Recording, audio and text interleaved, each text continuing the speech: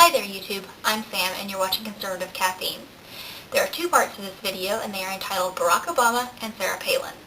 For those of you who don't watch the news very often, there's been a terrible tragedy in the past few days. There was a shooting of a meeting that Congresswoman Gabrielle Giffords of Tucson, Arizona was holding, and several people were killed, several people were wounded. The Congresswoman is in intensive care and is beginning to respond to doctors. It's a miracle that she's even alive because she survived basically a point-blank shot to her head. So that's certainly a miracle, but a 9-year-old little girl was killed. So that's a very terrible tragedy, and my prayers are with their family. Barack Obama recently gave a speech to memorialize those people, and it was a kick-butt speech. Although Barack Obama, the president, has been contentious and a subject of controversy and has gotten some low approval ratings, Barack Obama, I think it's fair to say, is back.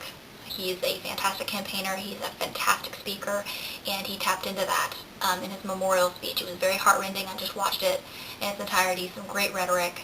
I think it'll be a Kennedy speech, something that we go back to as an example of great political rhetoric. For those of you who are wondering why Sarah Palin is mentioned in this video, it is because she has been involved in the tragedy in Tucson, Arizona from almost the very beginning. She, after the election, released a map with names of congresspeople who were Democratic and took Republican seats, and seats that we want to get back.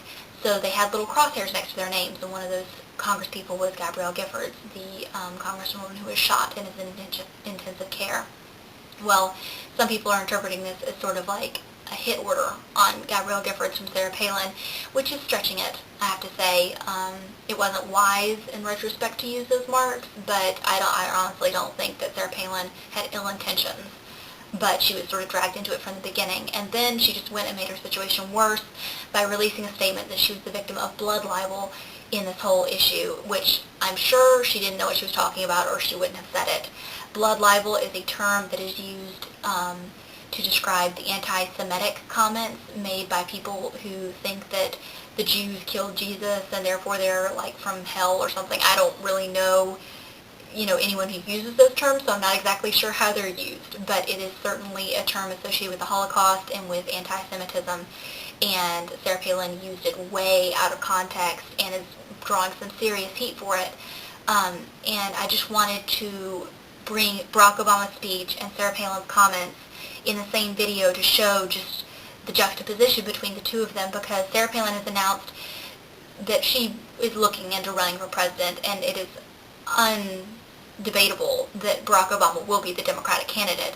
So when we look at these two politicians side by side, Sarah Palin may, in some respects, be a very bright woman. She's certainly made a name for herself in the media, being a TV personality and having her own show.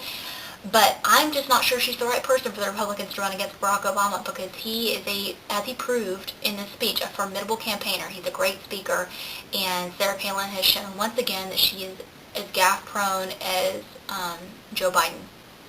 That's all I can say, that the two of them would make quite a couple for gaffes. And I sincerely hope the Republicans rethink who they might be selecting to run for president in 2012, because we don't want to screw this up.